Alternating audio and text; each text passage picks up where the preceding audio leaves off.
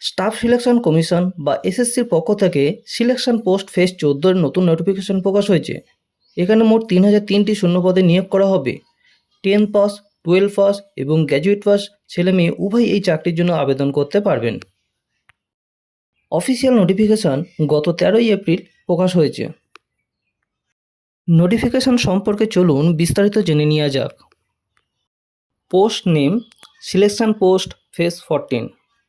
Selection post বলতে SSC বিভিন্ন ডিপার্টমেন্টে অনেক ধরনের পোস্ট নিয়োগ করে থাকেন, যেমন ক্লার্ক, ল্যাব অ্যাসিস্ট্যান্ট, টেকনিশিয়ান ইত্যাদি। আর ফেজ 14 মানে হলো এই নিয়োগের 14তম ধাপ বা রিক্রুটমেন্ট রাউন্ড।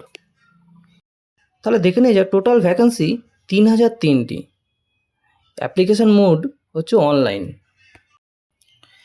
এক্সাম মোড হবে সিবিটি অর্থাৎ কম্পিউটার বেস টেস্ট মোডে। অফিসিয়াল ওয়েবসাইট নিচে ডেসক্রিপশনে দেওয়া আছে।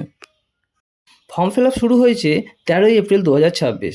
এটি লাস্ট ডেট আছে 4ই মে 2026, কিন্তু পেমেন্ট করতে হবে লাস্ট 5ই মে 2026। কারোর যদি কোনো ভুল থেকে থাকে সেই কারেকশান করতে পারবে 11 থেকে 13ই মে 2026-এ। তাহলে পরীক্ষা হতে পারে জুন মাসে, এটি সম্ভবত হতে পারে এই বছরই। শিক্ষাগত যোগ্যতা যে কোনো পরীক্ষার জন্য খুবই গুরুত্বপূর্ণ। এই পরীক্ষায় সাধারণত 3 ধরনের যোগ্যতার জন্য পোস্ট থাকবে। 10 পাস, 12 পাস এবং গ্র্যাজুয়েশন পাস ছেলেমেয়ে উভয় এই পরীক্ষার জন্য অ্যাপ্লাই করতে পারবে। তবে যোগ্যতা অনুযায়ী বিভিন্ন পদ নির্ধারিত থাকবে। এরপর দেখে নেওয়া যাক বয়সগত যোগ্যতা। মিনিমাম এজ লাগবে 18 বছর আর ম্যাক্সিমাম 25 থেকে 35 বছর। তবে এক্ষেত্রে যারা যেমন বয়সের ছাড় পেয়ে থাকেন তারা তেমন বয়সের ছাড় পেয়ে যাবেন। অ্যাপ্লিকেশন ফি এই পদের জন্য জেনারেল ওবিসিদের দিতে হবে 100 টাকা, কিন্তু এসসি, এসটি, পিডব্লিউবিডি, ওম্যান এবং ইএসএম এদের জন্য কোনো টাকা দিতে হবে না, এদের যেমন ছাড় আছে তেমন ছাড় থাকবে।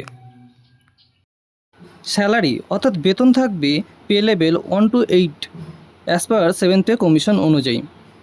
আপনারা চাইলে স্টাফ সিলেকশনের নোটিশটি অফিসিয়াল ওয়েবসাইটে গিয়েও দেখে নিতে পারেন, যার লিঙ্কটি ডেসক্রিপশনে দেওয়া আছে। এমনই নতুন নতুন চাকরির আপডেট সবার আগে পেতে নেক্সট জব ইনফো চ্যানেলটিতে সাবস্ক্রাইব করে পাশে থাকুন। ধন্যবাদ।